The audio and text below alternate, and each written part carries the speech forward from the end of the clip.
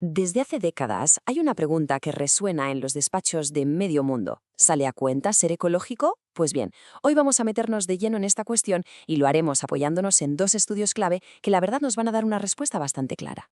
A ver, vamos al lío. El debate de siempre, el gran conflicto, ha sido este. Por un lado está la idea de que ser verde es una carga, un peso para las cuentas de la empresa.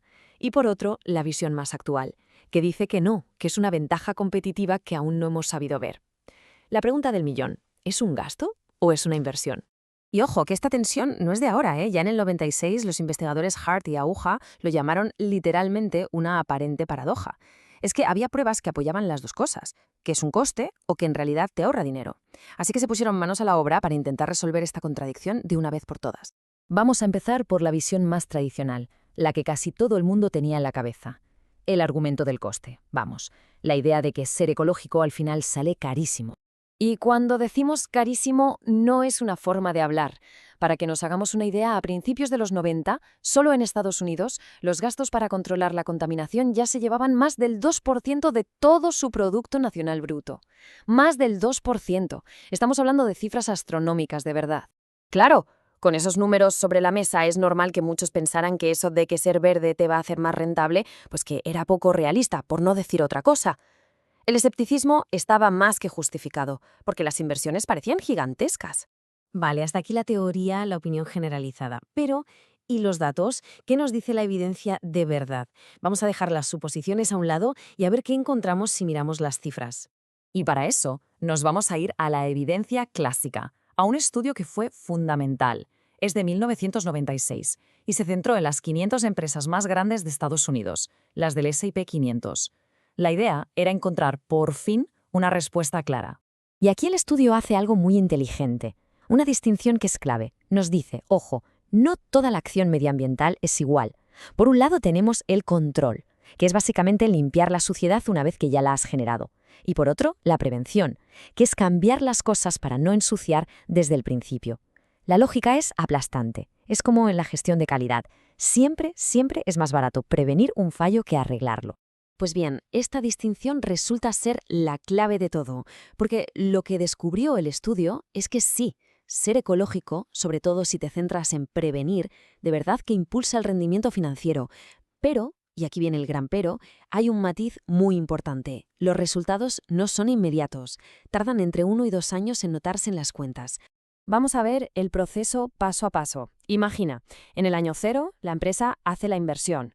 Pasa un año y lo que mejora es el rendimiento operativo, las ventas, los activos, las cosas del día a día. Y ya en el segundo año es cuando esa mejora se traslada al rendimiento financiero general, al retorno para el accionista. Es como una onda expansiva, una cadena de efectos que necesita su tiempo. Y aquí hay un detalle que a mí me parece fascinante. El estudio vio que la mejora es todavía mayor en las empresas que más contaminan. Dicho de otra forma, las que peor lo estaban haciendo, las que tenían más fruta madura que recoger, son las que más ganan cuando se ponen las pilas. Tiene todo el sentido del mundo, ¿verdad? Perfecto. Entonces, el estudio del 96 nos dejó claro que sale a cuenta. Pero la siguiente pregunta es obvia. ¿Y cómo funciona esto? ¿Cuál es el mecanismo exacto? Para entenderlo vamos a dar un salto en el tiempo de casi 30 años, a un estudio de 2025 que se fija en el sector industrial de Bangladesh. Lo bueno de este estudio más moderno es que nos da un esquema, un mapa súper claro de cómo funciona todo esto. Básicamente, nos dibuja el camino, la cadena de causa y efecto desde que la empresa decide comprometerse hasta que ve los resultados en su cuenta de beneficios. El punto de partida, el kilómetro cero de este mapa, es lo que se conoce como responsabilidad social corporativa, la RSC. Y es importante entender lo que es. No hablamos de donaciones o de caridad. El estudio lo define como meter los factores sociales y medioambientales en el ADN de la empresa, en su estrategia principal. Es una decisión de negocio, pura y dura. Así que, si lo simplificamos, el camino hacia la rentabilidad tiene 3 paradas. Primero, la empresa se compromete de verdad con la RSC. Segundo, ese compromiso empuja a la empresa a innovar y a mejorar su comportamiento medioambiental. Y tercero, son esa innovación y esa mejora las que al final del trayecto traen consigo un mejor rendimiento financiero. Entonces, ¿cuáles son los motores que mueven este coche? El estudio nos dice que son dos. Por un lado, el desempeño medioambiental, que son cosas que se pueden medir, menos emisiones, más eficiencia energética. Y por otro, la innovación medioambiental, o sea, inventar nuevas formas de hacer las cosas, nuevos productos, para reducir el impacto. El compromiso de la RSC no es magia, es lo que pone en marcha estos dos motores que, de verdad, crean valor. Y con esto llegamos al final, el momento de atar todos los cabos. Si al principio hablábamos de una paradoja, de una contradicción, ahora lo que vemos es algo muy distinto, un círculo virtuoso. Fijaos, aquí la conexión es perfecta. Tenemos dos estudios con casi 30 años de diferencia y en partes opuestas del mundo, que encajan como un guante. El estudio del 96 nos respondía a la pregunta ¿sale a cuenta? Y la respuesta fue sí, pero con un poco de paciencia. Y el estudio de 2025 responde a la siguiente pregunta ¿y cómo sale a cuenta? Y la respuesta es a través de la innovación y de la mejora del desempeño.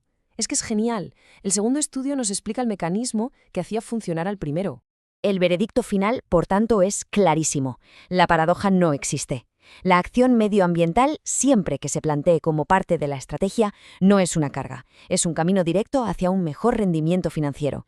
De hecho, es curioso, porque los propios autores del estudio de 1996 ya lo sospechaban, lo escribieron tal cual. Nuestra corazonada es que existe un círculo virtuoso. Y es exactamente eso. Invertir en medio ambiente impulsa la innovación, la eficiencia y los beneficios. Y esos beneficios se pueden reinvertir para seguir mejorando. No es una cosa o la otra, es un ciclo que se retroalimenta. Y todo esto nos deja con una última reflexión, que le da la vuelta a todo. Si la evidencia es tan clara y demuestra que ser ecológico sale a cuenta, entonces la pregunta ya no es si una empresa puede permitirse ser verde. La verdadera pregunta, la que de verdad importa, es ¿cuál es el coste de no hacer nada?